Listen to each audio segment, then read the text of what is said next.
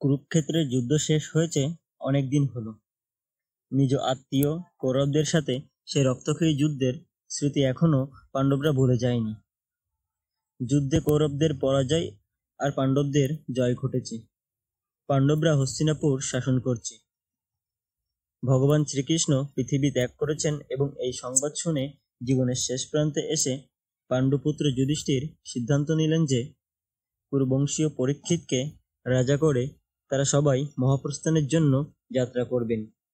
দ্রৌপদী ও পাণ্ডবদের সকলের সম্পত্তি, দামি পোশাক সবকিছু ত্যাগ করে মহাপ্রস্থানের পথে রওনা হলেন।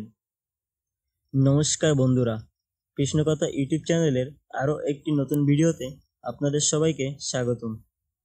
আমরা প্রতিনিয়তই চেষ্টা করি সনাতন ধর্মের সঠিক দিগদর্শনগুলো আপনাদেরকে জানাতে। তো আজকের ভিডিওটিতে আপনারা জানতে পারবেন কুরুক্ষেত্রের যুদ্ধের পর যুধিষ্ঠির এবং পাণ্ডবদের শেষ পরিণতি অর্থাৎ অন্তিম যাত্রা কেমন ছিল। তো চলুন আমরা মূল ভিডিওতে চলে যাই।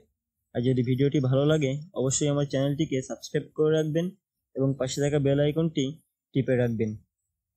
যুধিষ্ঠির সেই যাত্রার নেতৃত্ব নিচ্ছিলেন, আর পেছনে ছিল তার 4 ভাই ভীম, অর্জুন, নকুল ও সহদেব। একদম শেষে ছিলেন দ্রৌপদী। এই যাত্রাপথেই একটি কুকুরের সাথে তাদের দেখা হয়। 6 জনের সাথে এই কুকুরও তাদের মহাপ্রস্থানের সঙ্গী হলেন। তারা হিমালয় মরুভূমি অতিক্রম করে অবশেষে পবিত্র মেরু পর্বতে পৌঁছালেন। এবারের যাত্রার পথে সবার আগে দ্রৌপদীর মৃত্যু ঘটল। ভীম তার মৃত্যুর কারণ জিজ্ঞাসা করলে যুধিষ্ঠির বলেন অর্জুনের প্রতি এর বিশেষ পক্ষপাত ছিল, অথচ দ্রৌপদী ছিল সবার পত্নী। কিছুক্ষণ পর সহদেব পড়ে গেলে ভীম তার মৃত্যুর কারণ জিজ্ঞাসা করেন। উত্তরে যুধিষ্ঠির বলেন সহদেব ভাবতেন তার চেয়ে বিজ্ঞ আর কেউ নেই। এরপর নকুল পড়ে গেলে ভীমের প্রশ্নের জবাবে যুধিষ্ঠির বলেন নকুল মনে করতেন তার তুল্য রূপবান আর কেউ নেই। কিছুদূর গিয়ে শোকার্ত অর্জুনও পড়ে গেলেন। অর্জুনের মৃত্যুর কারণ হিসেবে যুধিষ্ঠির বলেন অর্জুন একদিনেই তার সকল শত্রু নাশ করবে বলে প্রতিজ্ঞা করেছিলেন, কিন্তু তা তিনি পারেননি। তাছাড়া তিনি অন্য ধনুর্বেদদের অবজ্ঞা করতেন। সবার শেষে ভীমও পড়ে গেলেন।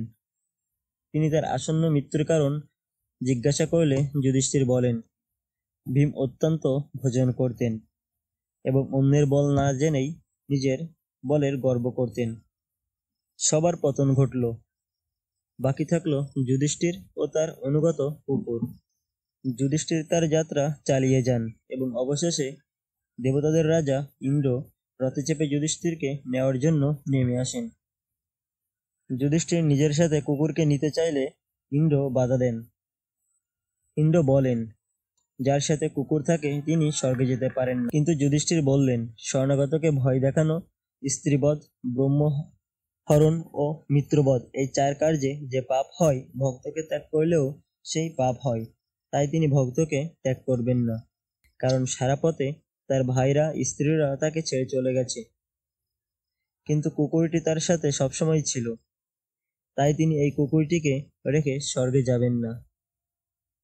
যুধিষ্ঠিরের কথা শুনে ধর্মদেবতা কুকুরের রূপ পরিত্যাগ করে নিজের রূপ ধারণ করলেন আর বললেন যুধিষ্ঠির তোমার সমান স্বর্গে আর কেউ নাই। এখানে পাণ্ডব আর যুধিষ্ঠির নিয়ে কিছু কথা না বললেই নয়। যুধিষ্ঠির পাণ্ডবদের সেই ব্যক্তি যিনি জীবিত অবস্থায় স্বর্গে প্রবেশ করেছেন। অন্যদিকে কুরুক্ষেত্রের যুদ্ধে জয়ী অন্য পাণ্ডবরা প্রথমে নরকে পতিত হয়েছিল।